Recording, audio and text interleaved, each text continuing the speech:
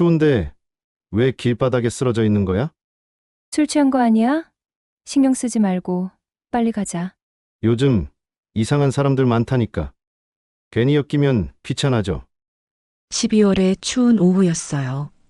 하얀 입김이 골목을 가득 메우는 가운데 작은 손수레를 끌며 폐지를 주워 다니던 12살 민지가 골목 모퉁이에서 쓰러져 있는 노인을 발견했습니다. 민지의 손은 추위에 빨갛게 얼어 있었고 손수레에는 하루 종일 모은 골판지와 신문지들이 가득했어요. 노인은 낡은 코트를 입고 길바닥에 쓰러진 채 미동도 하지 않았어요. 얼굴은 창백했고 입술은 파랗게 질려 있었죠. 사람들은 그냥 지나쳐갔지만 민지는 달랐어요.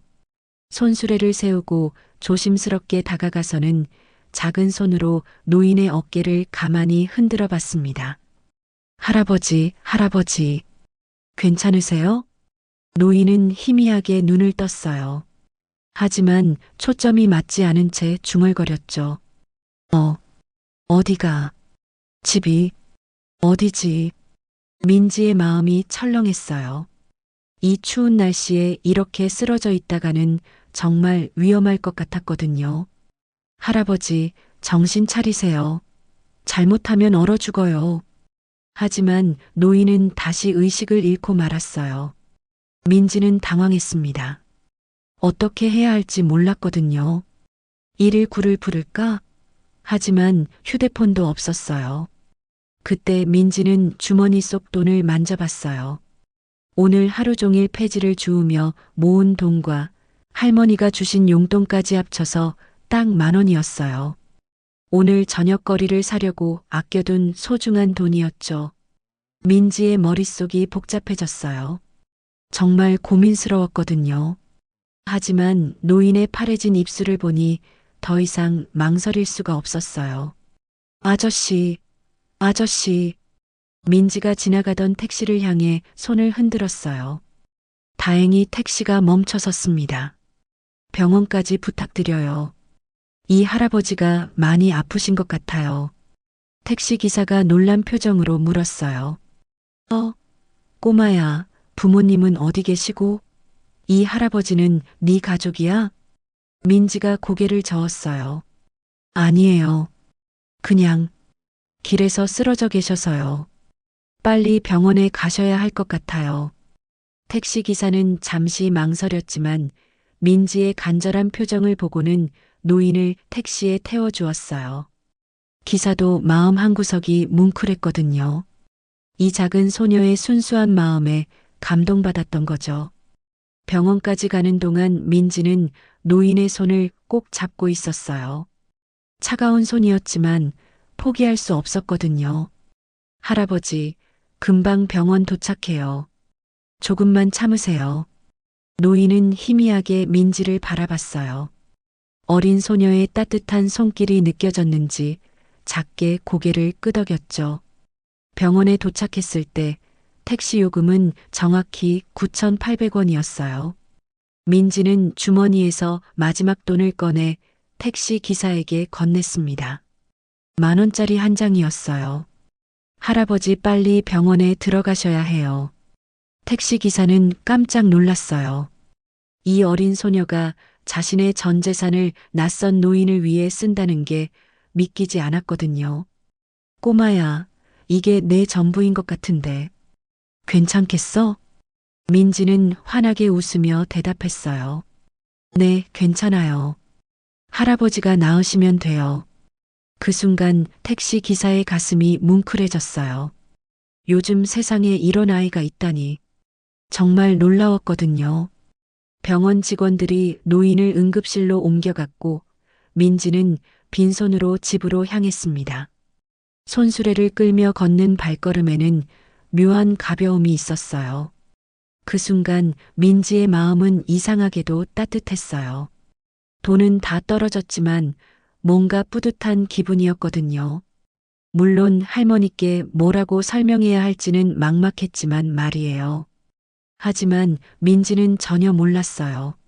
자신이 구한 그 노인이 누구인지, 그리고 이 작은 선행이 어떤 엄청난 기적을 불러올지 말이에요. 민지가 빈 손수레를 끌고 쪽방촌으로 돌아가는 길 마음은 한편으로는 뿌듯했지만 다른 한편으로는 걱정이 앞섰어요. 할머니께 뭐라고 말씀드려야 할까요? 쪽방촌은 낡은 건물들이 빼곡히 들어선 곳이었어요. 복도는 너무 좁아서 두 사람이 지나가려면 몸을 비껴야 했고 천장에서는 습기 때문에 물방울이 뚝뚝 떨어졌죠. 민지와 할머니가 사는 방은 3평 남짓한 작은 공간이었어요. 할머니 왔어요. 문을 열고 들어서자 할머니가 낡은 라디오 앞에 앉아 뜨개질을 하고 계셨어요. 할머니의 이름은 정화였어요. 65살의 나이에도 불구하고 민지를 위해 틈틈이 일을 하셨죠. 어머, 우리 민지 왔구나. 오늘은 어땠어? 많이 춥지 않았어? 할머니의 따뜻한 목소리에 민지의 마음이 더욱 무거워졌어요. 어떻게 설명해야 할지 막막했거든요. 할머니, 그게 민지가 머뭇거리자 할머니가 고개를 들었어요. 그리고 민지의 빈 주머니를 보시더니 조심스럽게 물어보셨죠. 민지야, 오늘 번 돈은 어디 갔니? 폐지도 안 팔고 왔네. 민지는 깊게 숨을 쉬고 오늘 있었던 일을 차근차근 설명했어요. 쓰러진 할아버지를 발견한 것부터 택시를 타고 병원에 간 일까지 모든 걸 말했죠. 할머니, 정말 어쩔 수 없었어요. 그 할아버지가 너무 위험해 보였거든요. 할머니는 민지의 착한 마음을 대견해 하시면서도 걱정스러운 표정을 지으셨어요. 우리 민지 참 착하구나. 그런데 그 할아버지는 어떻게 생기셨어?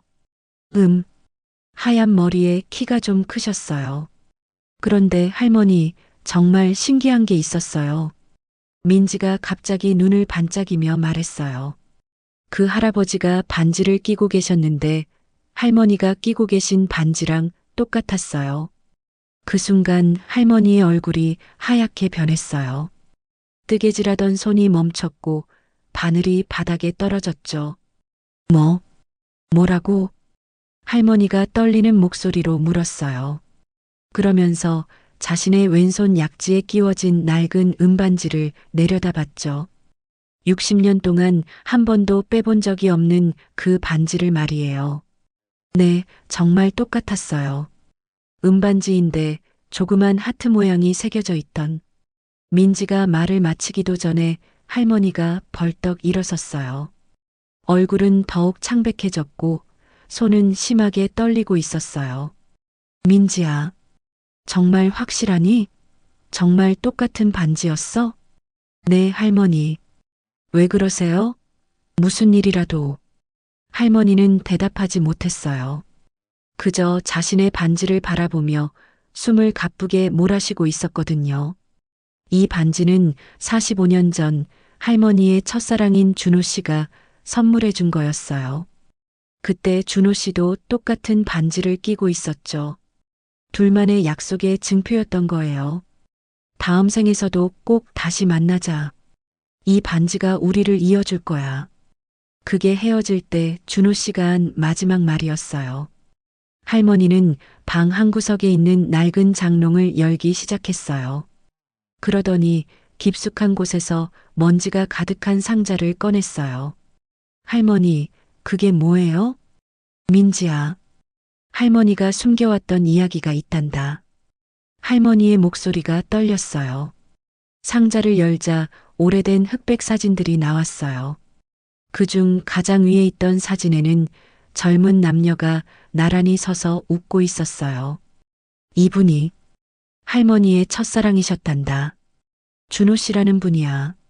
민지가 사진을 자세히 들여다봤어요. 그리고 깜짝 놀랐죠. 할머니, 이분이 오늘 제가 도와드린 할아버지와 정말 닮았어요. 할머니의 눈에서 눈물이 흘러내렸어요. 45년 만에 다시 듣는 준호 씨의 소식이었거든요. 설마, 정말 준호 씨일까? 할머니가 작게 중얼거렸어요. 가슴이 두근두근 뛰었죠.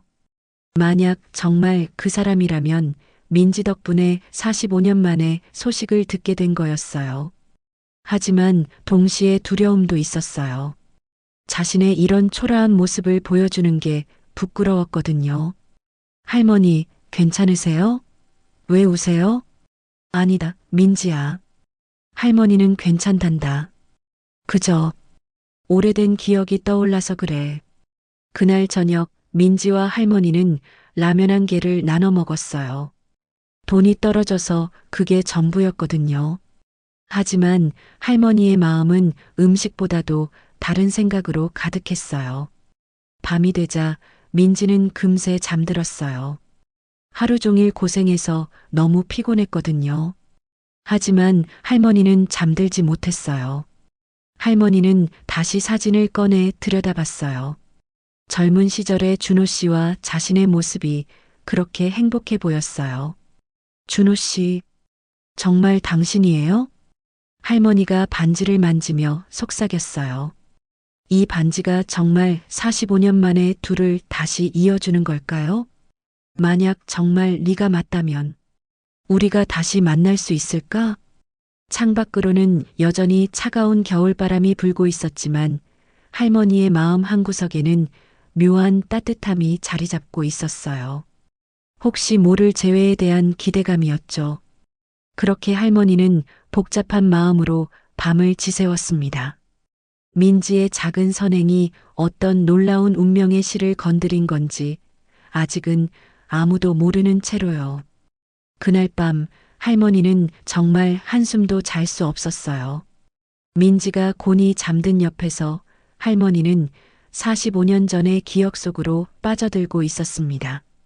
1979년 그때 정화는 20살이었어요. 지금의 쪽방촌이 아니라 작은 시골 마을에서 살고 있었죠. 아버지는 일찍 돌아가셨고 어머니와 남동생을 위해 서울에 있는 부잣집에서 식모살이를 하고 있었어요. 그 집의 맏아들이 바로 준호 씨였습니다. 처음 만난 건 봄날이었어요.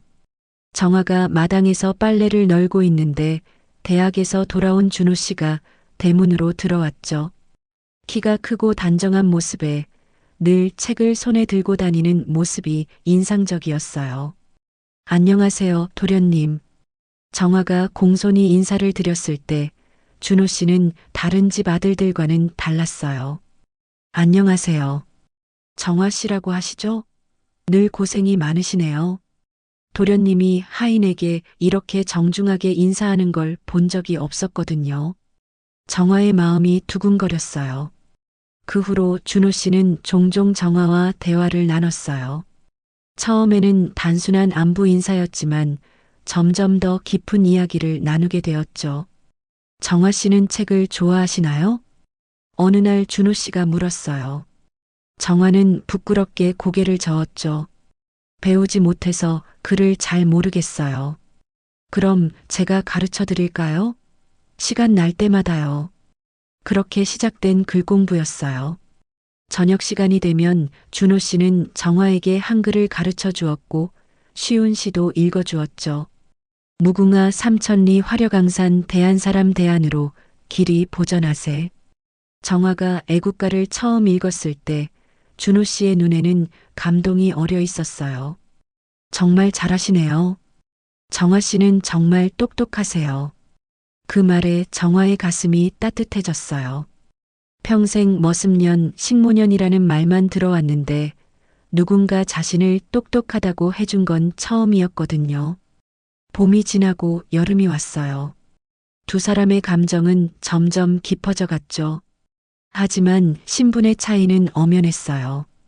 준호 씨는 명문대 학생이었고 정화는 시골에서 온 식모였으니까요. 정화야. 어느 여름 저녁 준호 씨가 처음으로 정화를 이름으로 불렀어요. 마당의 우물가에서 둘만 있을 때였죠. 도련님, 나도 그냥 준호 씨라고 불러줘. 우리가 뭐 남인가? 정화의 얼굴이 빨갛게 달아올랐어요. 하지만 행복했죠. 그럼, 준호 씨? 응, 그렇게 불러줘. 그날 밤 준호 씨는 정화에게 작은 상자를 건넸어요. 이거 받아줘. 상자 안에는 작고 소박한 은반지가 들어 있었어요. 조그만 하트가 새겨진 예쁜 반지였죠. 도련님, 이건 너무. 나도 똑같은 거 끼고 있어. 우리만의 약속이야. 준호 씨가 자신의 손을 보여주었어요. 정말 똑같은 반지가 끼워져 있었죠. 정화야, 나는 너를 정말 사랑해. 신분이 다르고 집안이 반대해도 언젠가는 꼭 너와 결혼하고 싶어. 정화의 눈에서 눈물이 흘러내렸어요. 기쁨의 눈물이었죠. 준호 씨, 저도 준호 씨를 사랑해요. 그 여름은 정말 행복했어요. 몰래 만나서 손을 잡고 미래에 대한 꿈을 나누었죠. 우리 결혼하면 작은 집에서라도 행복하게 살자. 아이들도 낳고 말이야. 네, 준호 씨. 그런데 정말 괜찮을까요? 준호 씨 부모님이 허락하실까요? 걱정하지 마. 내가 다 해결할게. 하지만 행복은 오래가지 않았어요. 가을이 되자 준호 씨의 어머니가 정화와 준호 씨의 관계를 알게 되었거든요. 이 집에서 당장 나가라. 준호 씨 어머니의 차가운 목소리였어요. 정화는 무릎을 꿇고 빌었지만 소용없었어요. 도련님과는 정말 순수한 사이입니다. 제발, 순수한 사이라고? 웃기지 마라. 내가 우리 준호를 깨웠겠지. 그날 밤 준호 씨가 정화를 몰래 찾아왔어요. 둘 다 눈물범벅이었죠. 정화야, 미안해. 정말 미안해. 준호 씨, 저는 괜찮아요. 준호 씨가 힘들어 하시는 게 더 마음 아파요. 어머니가 너무 화나셨어. 아버지까지 나서시면 나는 정말 어떻게 해야 할지 모르겠어. 준호 씨의 집안은 그 지역에서 가장 큰 부자였어요. 아버지의 결정에 누구도 거역할 수 없었죠. 준호 씨, 그냥 포기해요. 저 같은 사람 때문에 준호 씨가 힘들어 하실 필요 없어요. 무슨 소리야? 나는 너 없으면 안 돼. 하지만 현실은 냉혹했어요. 준호 씨의 아버지가 직접 나서서 정화를 불러냈어요. 이 돈을 받고 우리 준호 앞에서 사라져라. 큰 봉투를 내밀며 준호 씨의 아버지가 말했어요. 돈은 필요 없습니다. 그냥 조용히 떠나겠습니다. 정화는 돈을 받지 않았어요. 자존심이 있었거든요. 마지막 만남은 정말 아팠어요. 정화가 짐을 싸서 떠나는 날 준호 씨가 뒷문으로 나와 있었어요. 정화야, 이게 끝은 아니야. 내가 꼭 너를 찾을게. 준호 씨, 저를 잊어요. 더 좋은 사람 만나서 행복하세요. 절대 못 잊어. 나는 평생 너만 사랑할 거야. 준호 씨가 정화의 손을 꼭 잡았어요. 반지가 끼워진 손을 말이에요. 이 반지만은 절대 빼지 마. 언젠가 다시 만날 때까지. 준호 씨도요. 약속이에요. 다음 생에서라도 꼭 다시 만나자. 이 반지가 우리를 이어줄 거야. 그게 마지막이었어요. 정화는 그 길로 고향으로 돌아갔고 준호 씨와는 영영 만날 수 없었죠. 몇 년 후 정화는 다른 사람과 결혼했어요. 좋은 사람이었지만 준호 씨처럼 가슴 뛰는 사랑은 아니었죠. 그래도 딸을 낳고 평범하게 살려고 노력했어요. 세월이 흘러 딸이 결혼하고 민지를 낳았어요. 그 작고 소중한 손녀가 정화에게는 새로운 희망이었죠. 하지만 행복은 오래가지 않았어요. 남편이 일찍 세상을 떠나고 얼마 후 딸마저 교통사고로 잃게 되었거든요. 정화는 정말 절망했어요. 세상에 혼자 남겨진 기분이었죠. 그때 어린 민지가 정화에게 다시 살아갈 이유를 주었어요. 이 아이만은 꼭 잘 키워야지. 행복하게 살게 해줘야지. 그래서 정화는 민지를 위해 쪽방촌까지 와서 살게 된 거였어요. 비록 가난했지만 민지를 사랑으로 키우고 싶었거든요. 하지만 준호 씨에 대한 그리움은 절대 잊을 수 없었어요. 45년이 지나도록 그 반지를 빼지 않았던 이유였죠.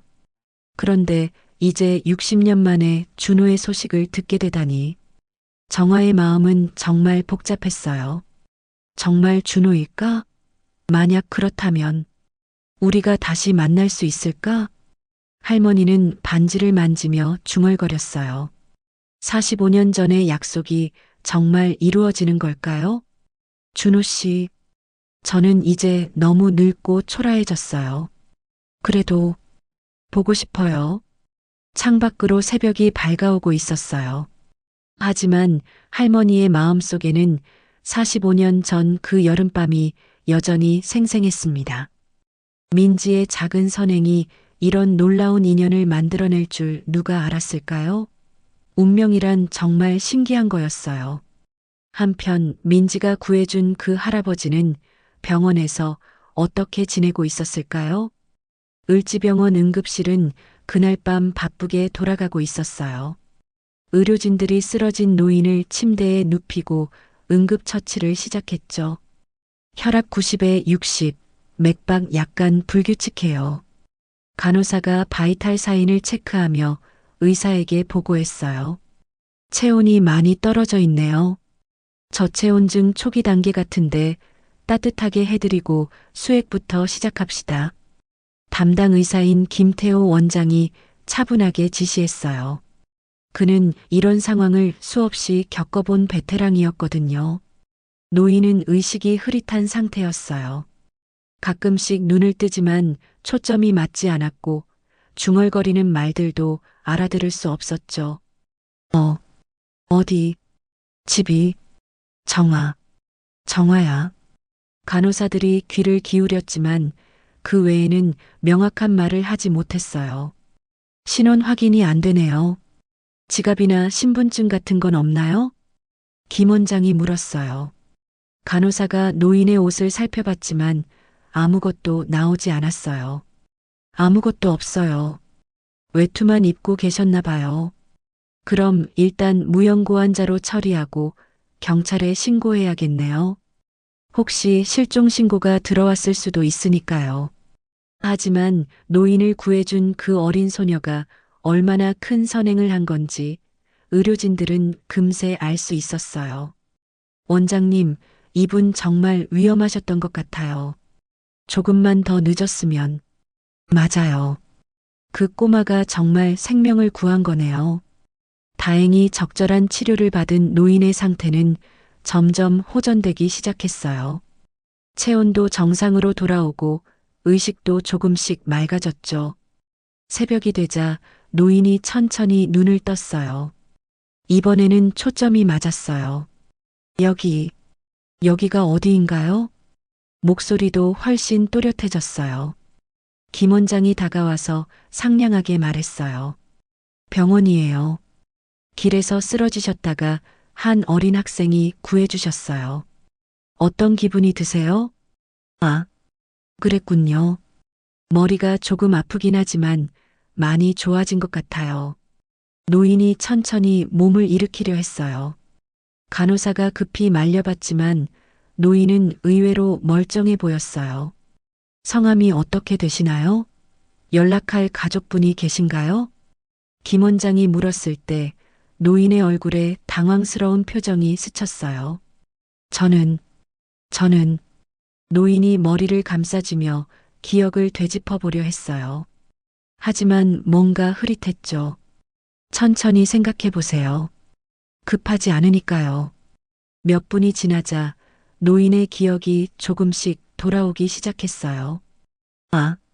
저는 박준호입니다.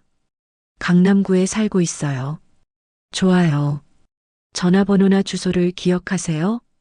준호가 천천히 자신의 정보를 말하기 시작했어요. 간호사가 바로 확인해 봤죠. 원장님, 이상해요. 이 주소가 정말 고급 주택가인데 혹시 치매 초기 증상은 아닐까요? 간호사가 작게 속삭였어요. 준호의 차림새와 그가 말한 주소가 너무 안 맞았거든요. 김 원장이 준호를 다시 자세히 살펴봤어요. 낡은 코트 안에 입은 옷들은 비싸 보였어요. 그리고 손에 끼고 있는 반지도 예사롭지 않았죠.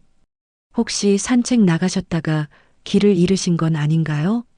아, 맞아요. 오늘 오후에 산책을 나갔는데 갑자기 어디가 어딘지 모르겠더라고요. 그러다가 머리가 어지러워서 준호가 기억을 되짚어가며 말했어요. 집에 가족분이 계실 텐데 많이 걱정하고 계실 거예요. 바로 연락드려야겠네요. 간호사가 준호가 알려준 번호로 전화를 걸었어요. 몇 번의 신호음 후에 급한 목소리가 들려왔어요. 여보세요? 아버지세요? 안녕하세요. 을지병원 응급실입니다. 박준호라는 분의 보호자이신가요? 네, 맞습니다. 아버지 어떻게 되신 거예요? 지금 괜찮으세요? 전화 너머로 들리는 목소리는 정말 다급했어요. 아들인 것 같았죠. 다행히 큰 문제는 없으세요. 길에서 쓰러지셨다가 한 학생이 구해주셨어요. 지금은 의식도 명료하시고. 아, 정말 다행이네요. 지금 바로 갈게요. 전화를 끊자마자 김 원장이 준호에게 말했어요. 아드님이 곧 오신대요. 그런데 할아버지, 혹시 기억하세요?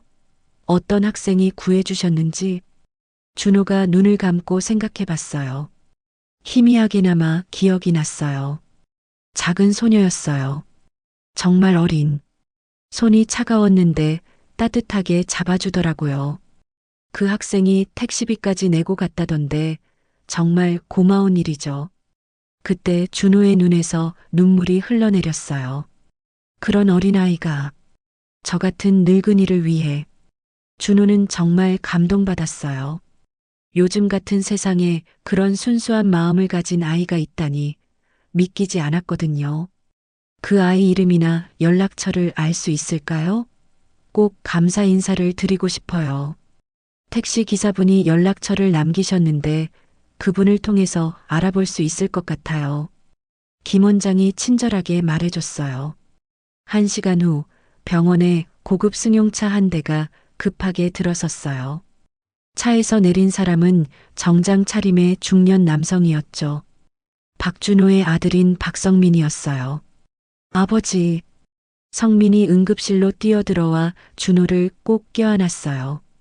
아버지, 정말 걱정했어요. 갑자기 안 계셔서 온 동네를 다 뒤졌거든요. 미안하다, 성민아. 산책 나갔다가 길을 잃었네. 치매 초기 증상 같으니까 앞으로는 혼자 나가시면 안 돼요. 성민이 걱정스러운 표정으로 말했어요. 준호는 고개를 끄덕였죠. 김 원장이 성민에게 상황을 자세히 설명해 줬어요. 정말 다행인 게 어린 학생이 구해주지 않았으면 큰일 날 뻔했어요. 저체온증이 심해질 수 있었거든요. 어린 학생이요? 성민이 놀란 표정을 지었어요. 네, 12살 정도 되는 여학생인데 자기 용돈까지 써서 택시비를 냈다고 해요. 정말요? 요즘 그런 아이가 있다니. 성민도 감동받았어요. 평소 사회에 대해 회의적이었던 그였지만 이런 이야기를 들으니 마음이 따뜻해졌거든요. 그 아이를 꼭 찾아서 감사 인사를 드려야겠어요. 어떻게 연락할 수 있을까요? 택시 기사분 연락처가 있으니까 내일 연락해 보시면 될 것 같아요.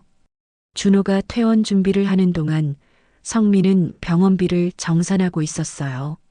그런데 데스크 직원이 웃으며 말했어요. 병원비는 이미 택시 기사분이 선불로 내고 가셨어요. 네, 택시 기사가요? 네, 그 학생 이야기를 들으시고는 자기가 내겠다고 하시더라고요. 성민의 마음이 더욱 뭉클해졌어요. 한 아이의 선행이 다른 사람의 마음까지 움직인 거였죠. 아버지, 정말 좋은 사람들을 만나셨네요. 그러게 말이야. 세상이 아직 따뜻하구나. 준호가 감격스러운 표정으로 말했어요. 그리고 자신의 손에 끼워진 반지를 내려다봤죠.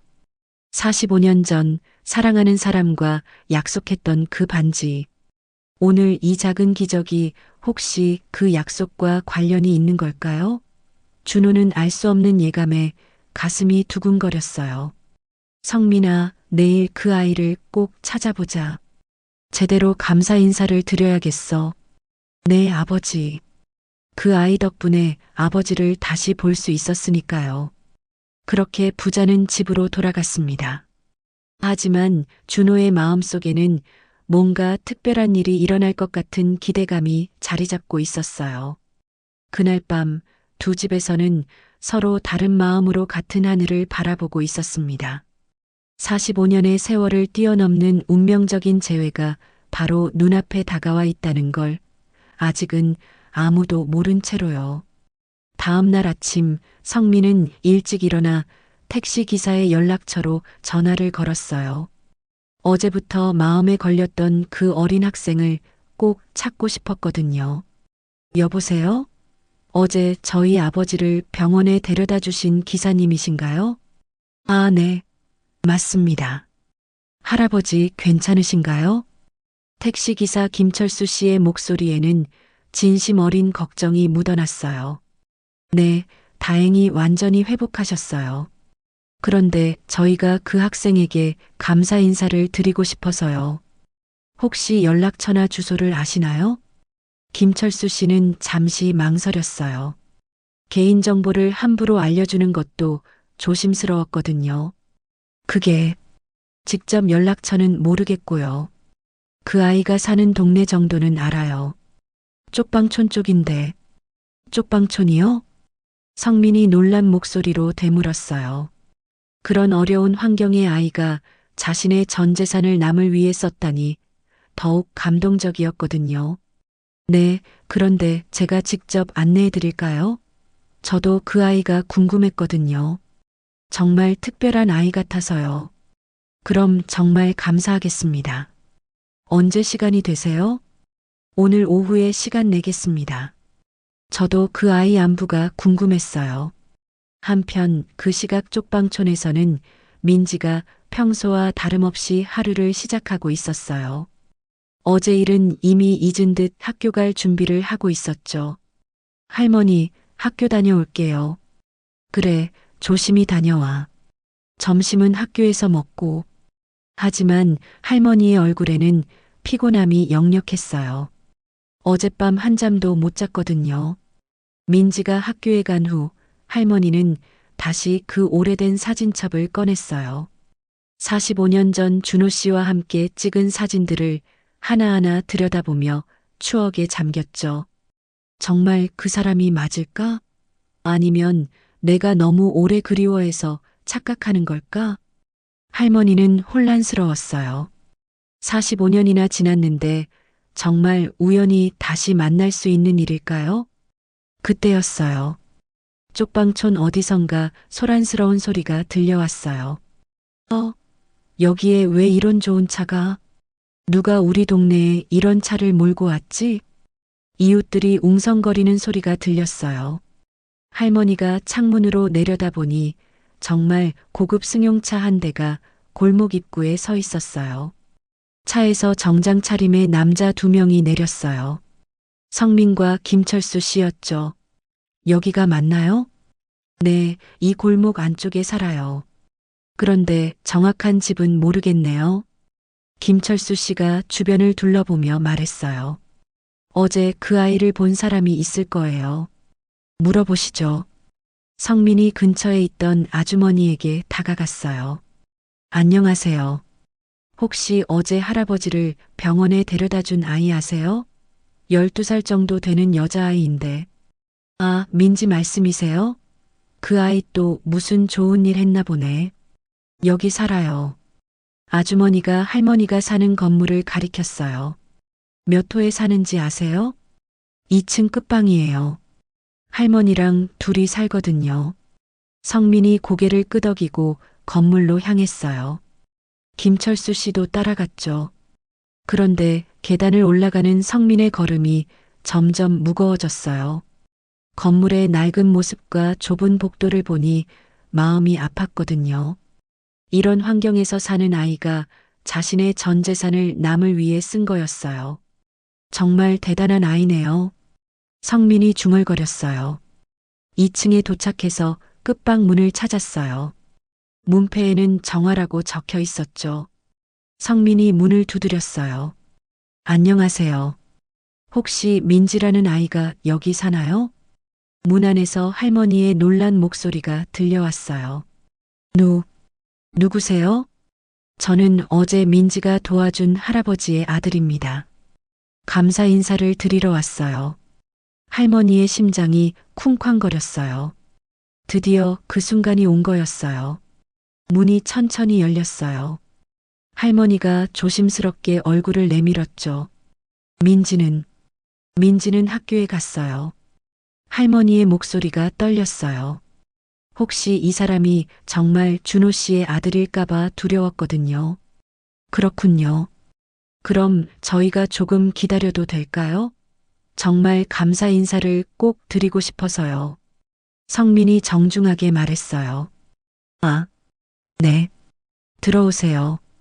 할머니가 문을 열어주었어요. 성민과 김철수 씨가 작은 방 안으로 들어왔죠. 방 안은 정말 작았어요. 하지만 깔끔하게 정리되어 있었고 따뜻한 느낌이 들었어요. 앉으세요. 차라도 대접하고 싶은데. 할머니가 미안해하며 말했어요. 아니에요, 괜찮습니다. 저희야말로 갑자기 찾아와서 죄송해요. 성민이 정중하게 인사했어요. 그리고 할머니를 자세히 보니 뭔가 고상한 느낌이 들었어요. 비록 가난하게 살고 있지만 품위가 있어 보였거든요. 민지 할머니시죠? 정말 좋은 아이를 키우셨네요. 고맙습니다. 그런데 그 할아버지는 괜찮으세요? 할머니가 조심스럽게 물었어요. 마음속으로는 그 할아버지에 대해 더 자세히 알고 싶었거든요. 네, 다행히 완전히 회복하셨어요. 의사 선생님이 말씀하시기를 민지가 아니었으면 정말 위험했을 거라고 하시더라고요. 김철수 씨가 대신 대답했어요. 그 할아버지는 어떤 분이세요?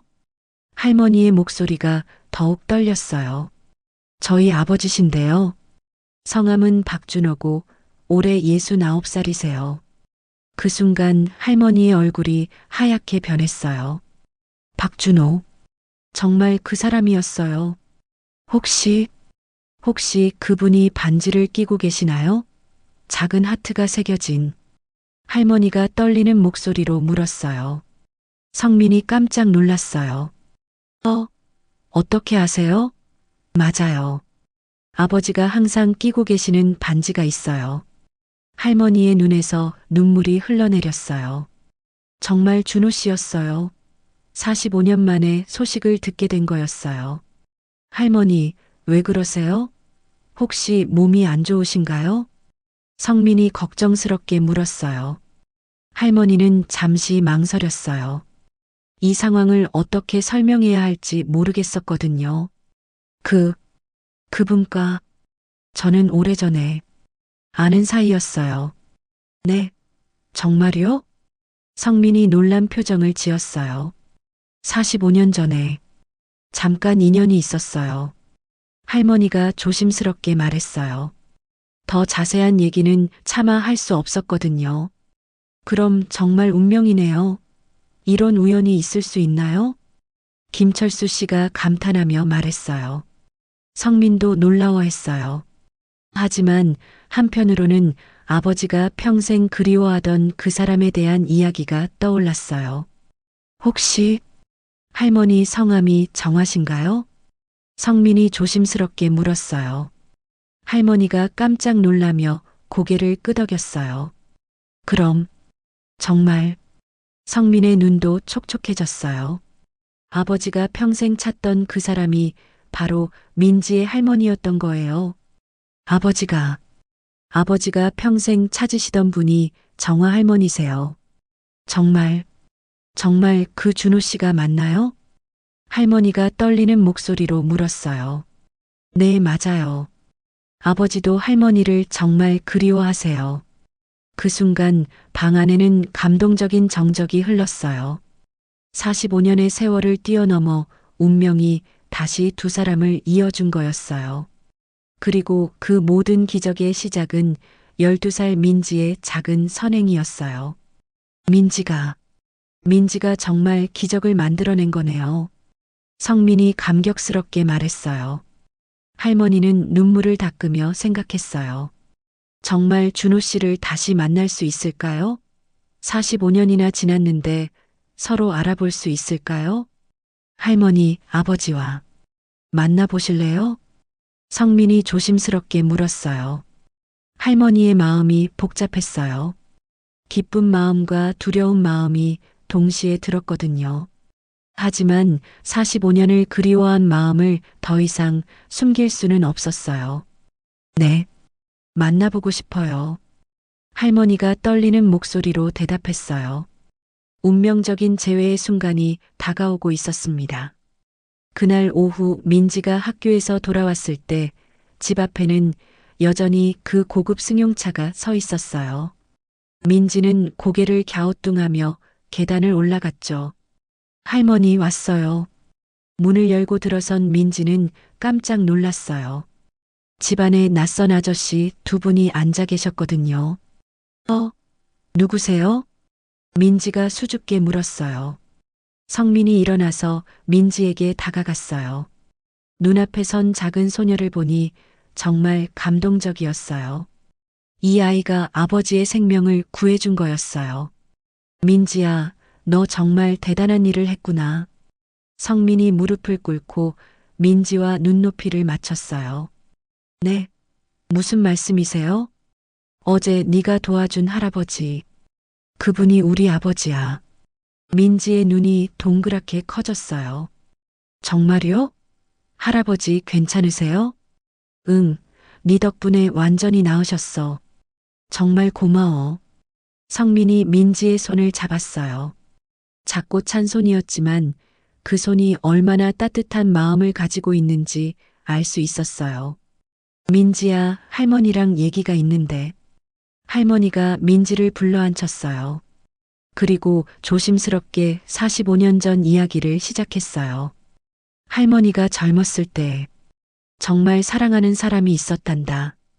민지가 고개를 갸우뚱했어요. 할머니의 연애 이야기라니 상상도 못했거든요. 그런데 집안 사정으로 헤어져야 했어. 그분이 내가 어제 도와준 그 할아버지야. 진짜요? 세상에. 민지가 입을 벌리고 놀라워했어요. 그래서 오늘 이분들이 할아버지를 다시 만나보라고 하시는데. 민지야, 어떻게 생각하니? 할머니가 민지의 의견을 물었어요. 민지는 잠시 생각해 봤어요. 그리고 환하게 웃으며 말했어요. 할머니, 만나보세요. 할머니가 그렇게 오랫동안 그리워하신 분이라면서요? 그런데 할머니가 너무 늙고 초라해졌어. 무슨 소리예요? 할머니는 세상에서 제일 예쁘세요. 민지의 순수한 말에 방 안의 모든 사람들이 미소를 지었어요. 성민이 할머니께 정중하게 말했어요. 할머니, 저희 집으로 오시면 안 될까요? 아버지가 정말 보고 싶어 하실 거예요. 그런데 저는 좀 할머니가 망설였어요. 자신의 초라한 모습이 부끄러웠거든요. 할머니, 괜찮아요. 아버지도 할머니를 만나고 싶어 하세요. 저희가 모시고 가겠습니다. 김철수 씨도 거들었어요. 할머니, 민지도 함께 가면 좋겠어요. 아버지가 민지에게도 감사 인사를 드리고 싶어 하시거든요. 민지가 신나서 소리쳤어요. 와, 정말요? 저도 갈 수 있어요? 물론이지. 너도 주인공이잖아. 성민이 민지의 머리를 쓰다듬어 주었어요. 할머니는 한참을 고민했어요. 하지만 45년을 기다린 마음을 더 이상 참을 수 없었어요. 그럼, 잠깐만요. 옷이라도 갈아입고. 할머니, 그대로도 충분히 예쁘세요. 민지가 할머니를 격려했어요. 하지만 할머니는 장롱에서 가장 좋은 옷을 꺼내 입었어요. 45년 만의 재회인데 최선을 다해 단장하고 싶었거든요. 거울 앞에서 머리를 정리하는 할머니의 손이 떨렸어요. 정말 나를 알아볼까? 민지가 할머니 뒤로 와서 말했어요. 할머니, 걱정하지 마세요. 할머니는 정말 예뻐요. 30분 후, 네 사람은 함께 차에 올랐어요. 할머니와 민지는 처음 타보는 고급 승용차에 조금 긴장했지만 성민이 친절하게 배려해줘서 금세 편해졌어요. 할아버지 집이 어디예요? 민지가 궁금해했어요. 강남에 있어. 집이 좀 클 거야. 놀라지 마. 성민이 웃으며 말했어요. 차가 달리는 동안 할머니는 창밖을 보며 생각에 잠겼어요. 서울 시내의 변화한 모습들이 신기했지만 마음은 온통 준호 씨 생각뿐이었어요. 할머니, 떨려요? 민지가 할머니의 손을 잡아주었어요. 응, 조금. 괜찮아요. 제가 옆에 있잖아요. 민지의 따뜻한 말에 할머니의 마음이 조금 진정되었어요. 1시간 후 차는 강남의 고급 주택가에 도착했어요. 큰 대문이 있는 2층 양옥집이었죠. 와, 진짜 크다. 민지가 감탄했어요. 민지야, 들어가자. 성민이 대문을 열어주었어요. 현관을 들어서자 넓은 거실이 나타났어요. 고급스러운 가구들과 예쁜 꽃들이 장식되어 있었죠. 그때였어요. 안쪽 방에서 천천히 걸어 나오는 사람이 있었어요. 하얀 머리에 키가 큰 단정한 모습의 노인이었어요. 바로 준호 씨였죠. 할머니의 심장이 쿵쾅거렸어요. 45년의 세월이 흘렀지만 여전히 그 사람이었어요. 준호 씨도 현관에 서 있는 할머니를 보는 순간 몸이 굳어졌어요. 정화야? 준호 씨의 떨리는 목소리였어요. 준호 씨. 할머니도 떨리는 목소리로 대답했어요. 두 사람은 한참 동안 서로를 바라보기만 했어요. 45년의 세월이 만들어낸 주름과 흰머리가 있었지만 서로를 알아보는 데는 한순간이면 충분했어요. 민지는 이 감동적인 장면을 보면서 왠지 가슴이 뭉클해졌어요. 비록 어린 나이였지만 이것이 정말 특별한 순간이라는 걸 알 수 있었거든요. 아버지, 정화 할머니예요. 민지의 할머니. 성민이 조심스럽게 소개했어요. 준호 씨가 천천히 할머니에게 다가왔어요. 그리고 할머니의 손을 보았죠. 그 손에는 여전히 45년 전 자신이 선물한 그 반지가 끼워져 있었어요. 정화야, 반지를 아직도 끼고 있구나. 준호 씨의 눈에서 눈물이 흘러내렸어요. 네, 약속했잖아요. 절대 빼지 말라고. 할머니도 울음을 터뜨렸어요. 나도 여전히 끼고 있어. 준호 씨가 자신의 손을 보여주었어요. 똑같은 반지가 그대로 있었죠. 민지가 두 할아버지, 할머니를 번갈아 보며 말했어요. 와, 정말 영화 같아요. 그 순간 모든 사람들이 웃음을 터뜨렸어요. 민지의 순수한 반응이 긴장된 분위기를 한순간에 풀어주었거든요. 민지야, 내가 우리를 다시 만나게 해준 거야. 정말 고마워. 준호 씨가 민지에게 다가가서 머리를 쓰다듬어 주었어요. 할아버지도 괜찮으셨나요? 어제 정말 걱정됐어요. 응, 네 덕분에 완전히 나았어. 그런데 민지야, 할아버지가 너에게 꼭 주고 싶은 게 있어. 준호 씨가 성민에게 뭔가 신호를 보냈어요. 성민이 고개를 끄덕이며 안으로 들어갔다가 큰 봉투를 들고 나왔어요. 민지야, 이건 할아버지 마음이야. 받아줄래? 저는 괜찮아요. 당연히 해야 할 일을 한 건데요. 민지가 손을 흔들며 사양했어요. 아니야. 네가 써야 할 돈이야. 학용품도 사고 맛있는 것도 먹고. 할머니가 민지에게 말했어요. 민지야, 할아버지 마음이니까 받아. 결국 민지는 고맙게 받았어요. 하지만 마음속으로는 이 돈을 할머니를 위해 쓰겠다고 다짐했어요. 할머니, 정화 할머니도 앉으세요. 이야기할 게 많아요. 준호 씨가 소파를 가리키며 말했어요. 드디어 45년 만에 재회가 시작되었습니다. 그리고 그 모든 기적의 시작은 민지의 1만 원이었어요. 정말 꿈 같아요. 할머니가 중얼거렸어요. 나도 그래. 이게 꿈이 아니라는 게 믿어지지 않아. 준호 씨도 감격스럽게 말했어요. 민지는 이 모든 상황이 신기하면서도 뿌듯했어요.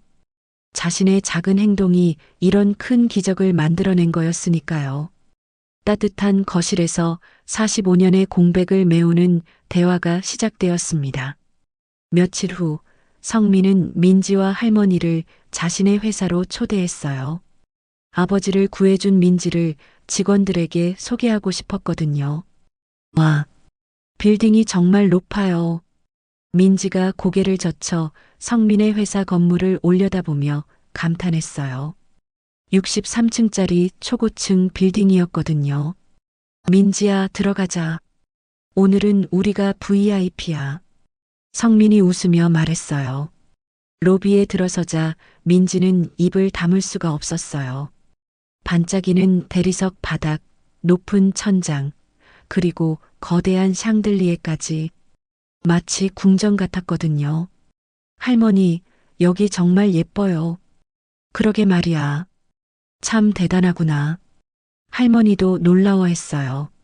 준호 씨의 아들이 이렇게 큰 회사를 운영하고 있다니 정말 자랑스러웠어요. 엘리베이터를 타고 30층 사장실로 올라갔어요. 엘리베이터 안에서 민지는 계속 숫자가 올라가는 걸 보며 신기해했죠. 30층이면 정말 높겠다. 응, 창밖 풍경이 정말 예뻐. 조금 있으면 볼 수 있어. 성민이 민지의 머리를 쓰다듬어 주었어요. 사장실에 도착하자 성민이 직원들을 불러 모았어요. 부장님들과 과장님들이 하나둘 모여들었죠. 여러분, 잠깐 시간 내주세요. 특별한 분들을 소개해드리고 싶어요. 성민이 직원들 앞에서 말했어요. 이분은 정화 할머니시고 여기 민지는 할머니의 손녀예요. 직원들이 고개를 갸우뚱했어요. 갑자기 왜 이런 분들을 소개하는 걸까요? 지난주에 저희 아버지가 길에서 쓰러지셨을 때 민지가 구해주셨어요. 정말요? 한 직원이 놀라며 물었어요. 네, 민지는 자신의 전 재산인 10,000원을 써서 저희 아버지를 병원에 데려다 주었어요. 사무실이 조용해졌어요. 모든 직원들이 민지를 바라보았죠. 그런데 더 놀라운 건 정화 할머니가 저희 아버지의 45년 전 첫사랑이셨다는 거예요. 세상에. 직원들이 감탄사를 연발했어요. 민지의 작은 선행이 45년간 헤어져 있던 두 분을 다시 만나게 해드린 거예요. 박수가 터져 나왔어요. 직원들이 모두 감동받은 표정이었어요. 민지야, 앞으로 나와봐.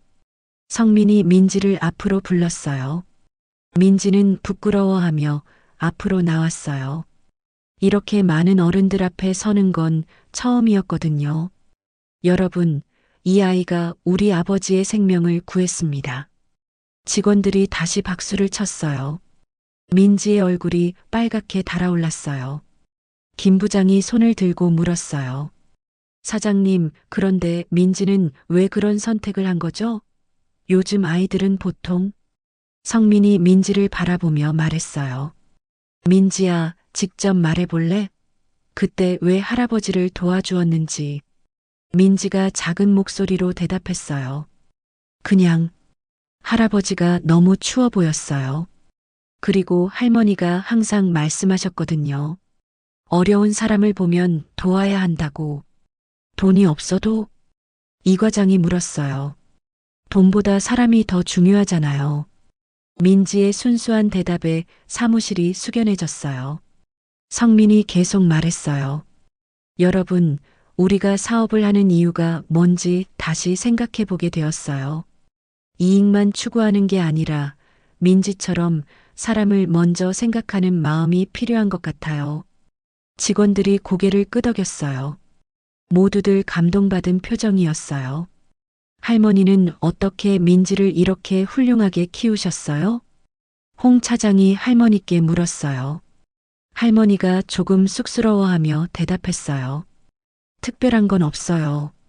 그냥 착하게 살라고 가르쳤을 뿐이에요. 하지만 요즘 그런 교육이 쉽지 않잖아요. 어려워도 옳은 일은 해야죠. 민지가 어려운 환경에서도 남을 도울 줄 아는 건 할머니 덕분이에요. 성민이 할머니를 칭찬했어요. 그때 성민이 특별한 발표를 했어요. 여러분, 오늘부터 우리 회사에서 민지 장학금을 만들려고 해요. 장학금이요? 네, 민지처럼 어려운 환경에서도 남을 도우며 살아가는 아이들을 돕는 장학금이에요. 민지가 깜짝 놀라며 성민을 바라봤어요. 제 이름으로요? 응, 네가 보여준 선행의 의미를 많은 사람들이 기억했으면 좋겠어. 직원들이 또다시 박수를 쳤어요. 정말 멋진 아이디어였거든요. 그리고 민지야, 네가 원한다면 우리가 네 학비를 지원해 줄게. 대학까지도. 정말요? 하지만 저는 민지가 당황했어요. 이건 우리가 받은 은혜를 갚는 거야. 그리고 너 같은 아이가 훌륭하게 자라서 세상을 더 좋게 만들었으면 좋겠어. 할머니의 눈에서 눈물이 흘러내렸어요. 민지의 미래가 이렇게 밝아질 줄 꿈에도 몰랐거든요. 감사합니다. 정말 어떻게 감사드려야 할지.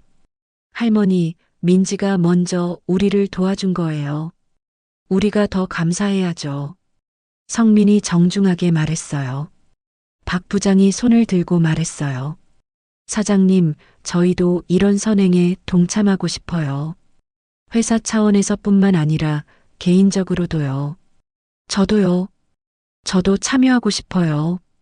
직원들이 하나둘 동참 의사를 밝혔어요. 성민이 뿌듯한 표정으로 말했어요. 좋아요. 그럼 우리 모두가 힘을 합쳐서 더 많은 아이들을 도와주자고요. 민지는 이 모든 상황이 꿈만 같았어요. 자신의 작은 행동이 이렇게 큰 변화를 만들어낼 줄 누가 알았을까요?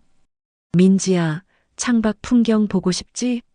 성민이 민지를 큰 창문 앞으로 데려갔어요. 와, 30층에서 내려다본 서울 시내는 정말 장관이었어요. 작은 자동차들과 개미 같은 사람들, 그리고 멀리 보이는 한강까지. 예뻐요. 정말 높아요. 민지야, 네가 이룬 일이 저 풍경보다 더 아름다워. 성민이 진심으로 말했어요.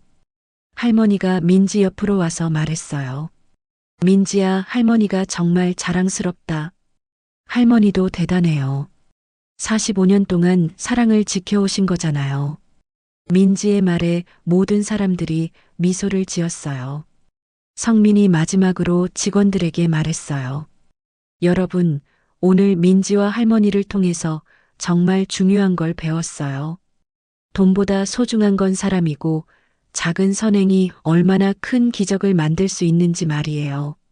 앞으로 우리 회사도 민지처럼 따뜻한 마음을 가지고 사업을 해나가자고요.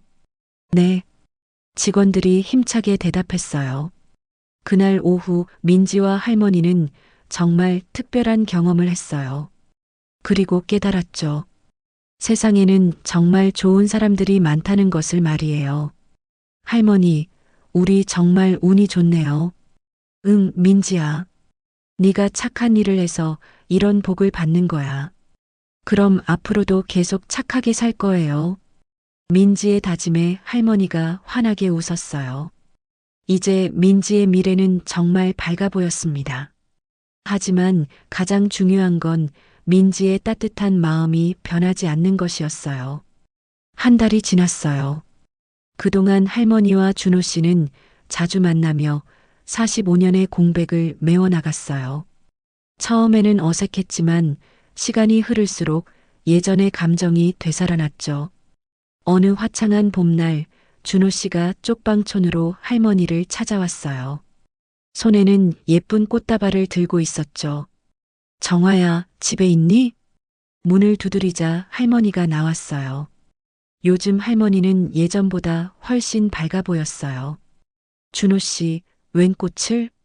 그냥 보고 싶어서. 준호 씨가 수줍게 웃었어요. 70세가 다 된 나이에도 연애하는 마음은 여전히 설레었거든요. 들어오세요. 민지도 곧 학교에서 올 거예요. 둘이 앉아서 차를 마시며 이야기를 나누고 있을 때 준호 씨가 조심스럽게 말을 꺼냈어요.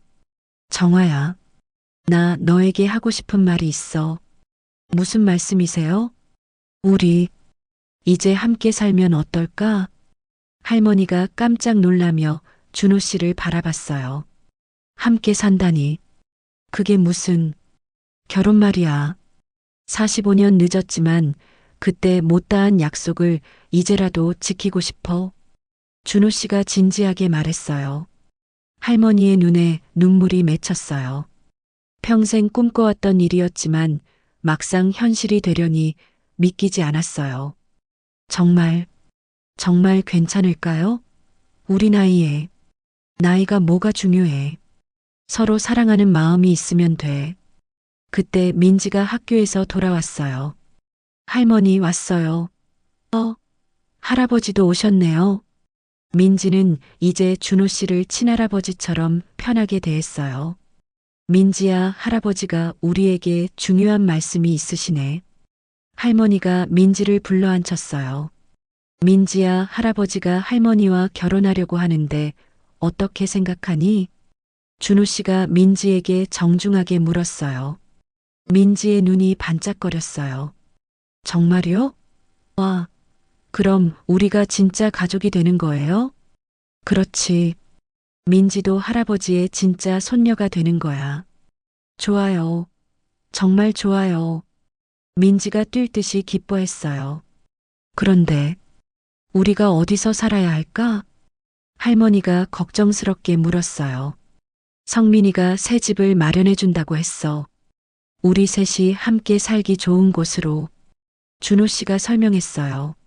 며칠 후 성민은 정말로 아늑한 단독주택을 마련해 주었어요. 쪽방촌에서 멀지 않으면서도 깨끗하고 편안한 집이었죠. 이삿날 민지는 신이 나서 새 집 이곳저곳을 뛰어다녔어요. 할머니, 제 방이 정말 커요.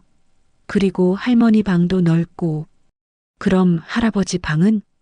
할아버지는 할머니랑 같은 방 쓰시는 거 아니에요? 민지의 순수한 말에 할머니와 준호 씨가 얼굴을 붉혔어요. 민지야, 할아버지 할머니는 아직 결혼 안 하셨어. 그럼 언제 결혼식해요? 민지가 궁금해했어요. 준호 씨와 할머니가 서로를 바라보며 웃었어요. 곧 할 거야. 그때 민지가 들러리 해줄래? 네. 예쁜 드레스 입고 꽃 뿌려줄 거예요. 한 달 후 정말로 조촐한 결혼식이 열렸어요. 교회에서 진행된 작은 결혼식이었지만 정말 따뜻하고 감동적이었어요. 하얀 한복을 입은 할머니는 정말 아름다웠어요. 45년을 기다린 신부의 모습이었죠. 준호 씨도 정장을 차려입고 서 있었는데 젊은 시절 못지않게 멋있어 보였어요. 민지는 예쁜 분홍색 드레스를 입고 꽃잎을 뿌리며 앞장서서 걸었어요. 사랑합니다, 정화. 저도 사랑해요, 준호 씨. 두 사람이 서로에게 45년 늦은 사랑을 고백했어요. 결혼 반지를 끼우는 순간 모든 사람들이 눈물을 흘렸어요. 정말 감동적인 순간이었거든요. 성민도 옆에서 지켜보며 뿌듯해했어요. 아버지가 평생 그리워하던 사랑을 이룰 수 있어서 정말 기뻤어요. 김철수 기사님도 초대받아 왔어요. 이 모든 인연의 시작에 함께했던 분이니까요. 정말 영화 같은 일이네요. 김 기사님이 감탄하며 말했어요. 결혼식이 끝난 후 세 사람은 새 집으로 돌아왔어요. 할머니, 이제 정말 우리 가족이네요. 민지가 할머니와 할아버지를 양옆에 끼고 앉으며 말했어요. 그럼 이제 할아버지라고 불러야겠네. 할머니가 웃으며 말했어요. 민지야, 할아버지가 너무 행복해. 준호 씨가 민지의 머리를 쓰다듬어 주었어요. 저도요. 이제 진짜 할아버지가 생겼어요. 그날 저녁 세 사람은 함께 첫 가족 식사를 했어요. 할머니가 정성껏 준비한 저녁상에 둘러앉아서 말이에요. 할아버지, 어떠세요? 할머니 요리 맛있죠? 정말 맛있어. 45년 전보다 더 맛있는 것 같아. 준호 씨가 할머니를 바라보며 말했어요. 그럼 앞으로도 맛있는 거 많이 해드릴게요. 할머니가 수줍게 대답했어요. 할아버지, 할머니, 저는 정말 행복해요. 민지가 진심으로 말했어요. 우리도 그래, 민지야. 네가 있어서 더욱 행복해. 맞아. 민지가 우리를 다시 만나게 해준 거니까. 준호 씨도 감사한 마음을 표현했어요. 그날 밤 민지는 자신의 새 방에서 일기를 썼어요. 오늘 할머니와 할아버지가 결혼했다. 정말 예쁜 결혼식이었다. 이제 우리는 진짜 가족이 되었다.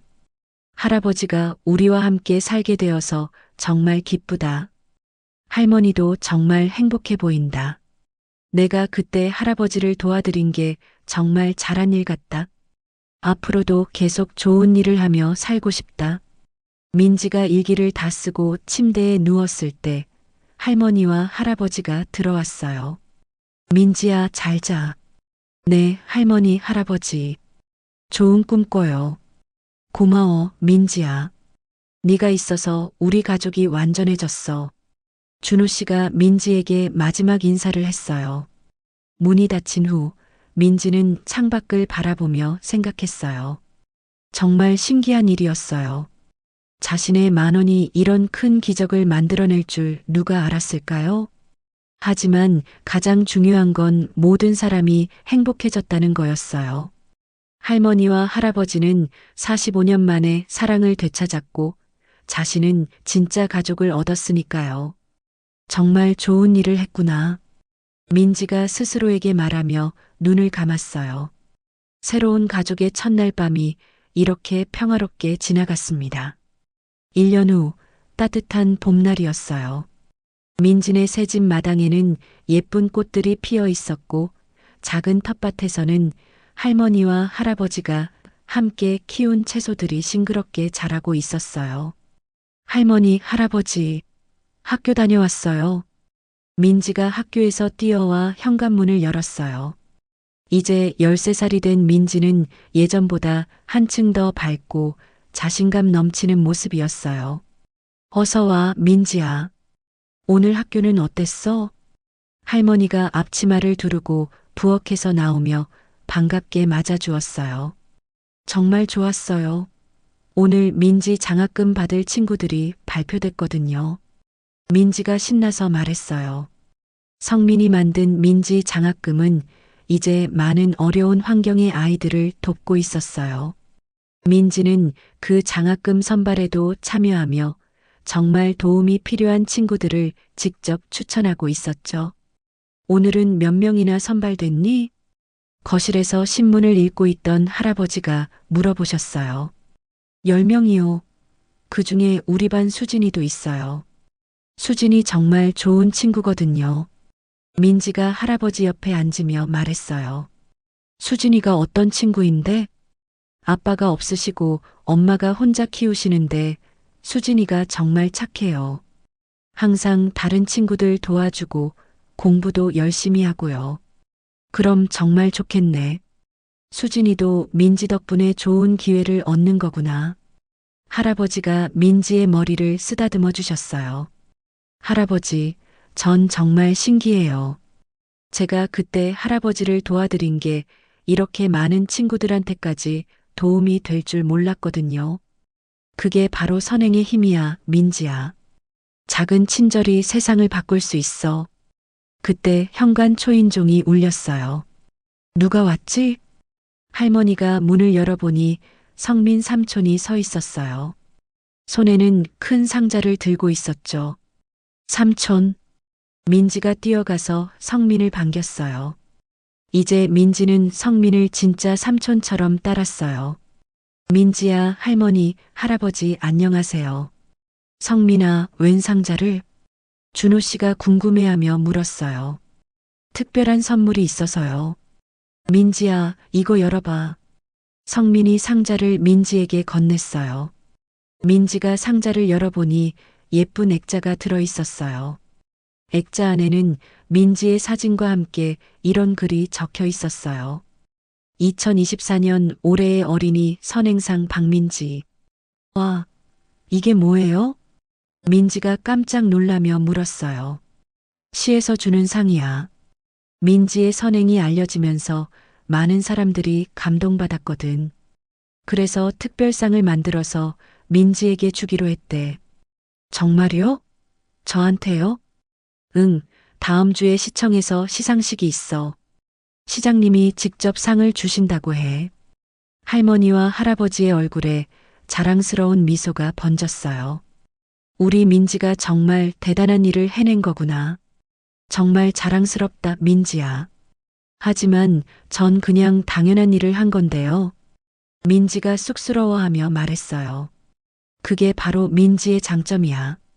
선행을 특별한 게 아니라 당연한 일로 생각하는 거 말이야. 성민이 민지를 칭찬했어요. 그런데 삼촌, 또 다른 소식이 있어요. 무슨 소식? 김 기사님이 택시 회사를 그만두고 새로운 일을 시작하신대요. 어떤 일? 준호 씨가 궁금해하며 물었어요. 어려운 사람들을 도와주는 봉사단체를 만드신대요. 1만 원의 기적 봉사단이라고요. 우와. 민지가 감탄했어요.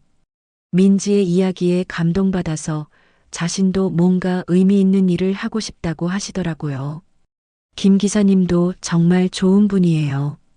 그날 병원비까지 내주셨잖아요.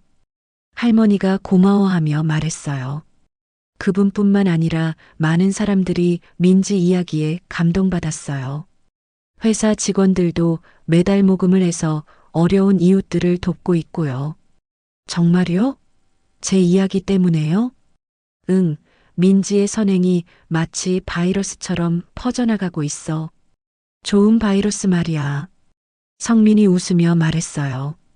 저녁 식사 시간이 되자 가족 3명이 둘러앉아 할머니가 정성껏 준비한 식사를 나눴어요. 할아버지, 할머니, 저 한 가지 말씀드리고 싶은 게 있어요. 민지가 젓가락을 내려놓고 진지하게 말했어요. 뭔데, 민지야? 제가 받은 장학금이랑 상금 다 모아서 더 어려운 친구들을 도와주고 싶어요. 할머니와 할아버지가 놀란 표정을 지었어요. 민지야, 그 돈은 네가 쓰라고 준 거야. 저는 이미 충분해요.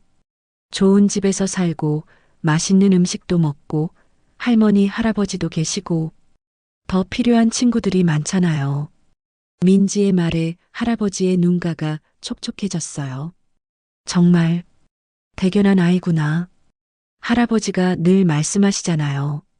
받은 만큼 나눠줘야 한다고. 그래, 민지야. 네 마음대로 해. 할아버지가 더 보태줄게. 저도요. 우리 민지가 하고 싶은 일이면 뭐든 도와줄게. 할머니도 민지를 격려했어요. 식사 후 3사람은 마당에 나가서 함께 산책을 했어요. 예쁜 꽃들이 피어 있는 작은 정원을 걸으며 대화를 나눴죠.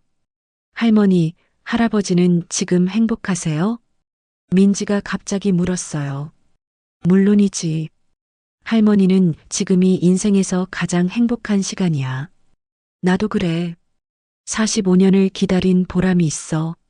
준호 씨도 할머니의 손을 잡으며 말했어요. 정말 다행이에요. 그때 제가 할아버지를 그냥 지나쳤다면 이런 일은 없었을 텐데. 민지야, 네가 그때 그런 선택을 한 건 우연이 아니야. 할아버지가 민지를 바라보며 말했어요. 네 마음속에 있는 선함이 우리를 다시 만나게 해준 거야. 맞아. 민지는 정말 특별한 아이야. 할머니가 민지를 꼭 안아주었어요. 그날 밤 민지는 일기를 쓰며 지난 1년을 돌아봤어요. 1년 전 겨울 나는 마지막 1만 원으로 할아버지를 도와드렸다. 그때는 그냥 당연한 일이라고 생각했는데 그 일이 이렇게 큰 변화를 만들어낼 줄 몰랐다. 할머니는 45년 만에 첫사랑을 되찾으셨고 나는 진짜 할아버지를 얻었다. 그리고 많은 친구들이 장학금을 받게 되었고 어른들도 선행에 동참하게 되었다. 정말 신기하다. 작은 선행이 이렇게 많은 사람들의 삶을 바꿀 수 있다니. 앞으로도 계속 좋은 일을 하며 살고 싶다. 그리고 다른 사람들도 나처럼 작은 친절부터 시작했으면 좋겠다. 일기를 다 쓰고 민지는 창밖을 바라봤어요. 별이 반짝이는 아름다운 밤하늘이었어요. 정말 감사해요. 민지가 하늘을 향해 작게 속삭였어요. 거실에서는 할머니와 할아버지가 차를 마시며 대화하고 있었어요. 정화야, 정말 꿈 같아. 저도요. 민지 덕분에 이런 행복을 누리게 되다니. 그 아이는 정말 천사야. 우리의 천사. 맞아요. 우리가 정말 잘 키워야겠어요. 두 사람은 서로를 바라보며 미소를 지었어요. 45년을 기다린 사랑이 이제야 완전해진 기분이었어요. 그렇게 평화로운 밤이 지나갔습니다. 민지의 1만 원이 만들어낸 기적은 계속해서 더 많은 사람들에게 전해지고 있었어요. 작은 선행이 세상을 바꿀 수 있다는 걸 증명하면서 말이에요. 그리고 이 이야기를 듣는 여러분도 오늘부터 작은 친절을 시작해보면 어떨까요? 여러분의 작은 선행이 또 다른 기적을 만들어낼지 누가 알겠어요? 세상은 여전히 따뜻하고 작은 선행은 큰 기적을 만들어낸다. 이것이 민지가 우리에게 전해준 가장 소중한 메시지였습니다. 오늘 민지의 이야기 어떠셨나요? 댓글로 여러분의 감상을 나눠주세요. 시청해주신 여러분의 이야기도 듣고 싶어요. 그리고 이 이야기가 재밌으셨다면 구독과 좋아요 부탁드려요. 오늘도 시청해주셔서 감사합니다.